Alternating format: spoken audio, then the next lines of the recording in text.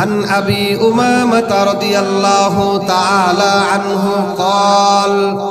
قال رسول الله صلى الله عليه وسلم إن الرجل لا يؤتى كتابه منشورا فيقول يا ربي فأين حسنات كذا وكذا عملتها ليست في صحيفتي প্রিয় ভাইরা আমার নবীজি সাহাবী হযরত আবু উমামা রাদিয়াল্লাহু তাআলা আনহু থেকে বর্ণিত তিনি বলেন আল্লাহর নবী বিশ্ব নবী সাল্লাল্লাহু আলাইহি ওয়াসাল্লাম ঘোষণা দিয়েছেন ইন্নার রাজুলা ইউতা কিতাবাহু মানশুরান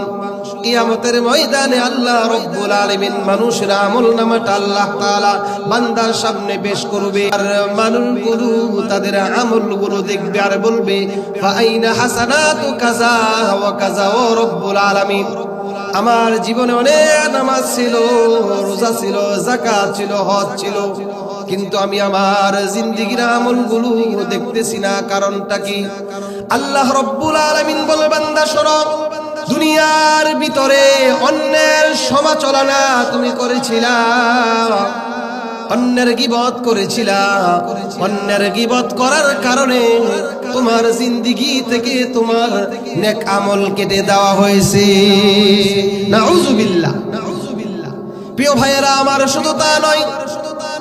হযরত আবু হুরায়রা রাদিয়াল্লাহু তাআলা আনহু থেকে বর্ণিত তিনি বলেন আল্লাহর নবী বলছেন ও আমার সাহাবারা তোমরা বলো তোমাদের মধ্যে সবচেয়ে গরীব কে তোমরা আমাকে বলো আমার আপনার নবী বলেন সাহাবী কেরামকে বললেন তোমরা বলো সবচেয়ে গরীব কে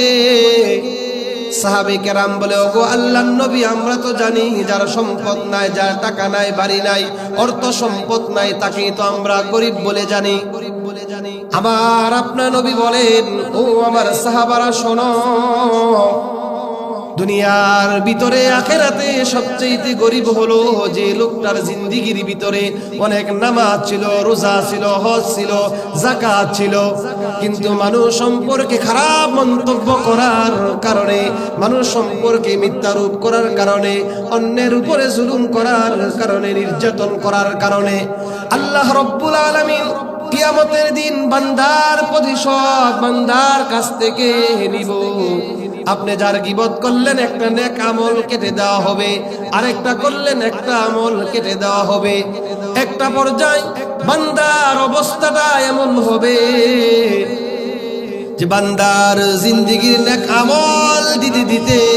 বান্দার জিন্দেগীর ভিতরে আর কোনো নেক আমল থাকবে না সেই দিন আল্লাহ রাব্বুল আলামিন অন্যের গুনাহগুলো তার উপরে চাপিয়ে দেওয়া হবে আমার আপনার নবী বলেন ওই লোকটা হলো সবচেয়ে গরীব ওই লোকটা হলো সবচেয়ে অসহায় যার জিন্দেগীর ভিতরে নেক আমল থাকার পরেও অন্যের গীবত করার কারণে সমালোচনা করার কারণে অন্যকে নেক আমল দিতে দিতে বান্দার অবস্থাটা এমন হয়ে যাবে তার জিন্দেগীর ভিতরে নেক আমল থাকবে না নবীজি বলেন ওই লোকটা হলো সবচেয়ে গরীব ঠিক কি না বলেন হাসরের ময়দানে অন্যের সমালোচনা করলাম অন্যের গীবত করলাম করার কারণে জিন্দেগীর ভিতরে যে নামাজ কষ্ট করে পড়লাম যে কোরআনের তেলাওয়াত কষ্ট করলে করলাম এই কোরআনের তেলাওয়াত জিকির আজকার করার পরেও হাসরের ময়দানে পাবে না অন্যকে দিয়ে দিতে হবে এর চাইতে গরীব এর চাইতে অসহায় কিয়ামতের দিন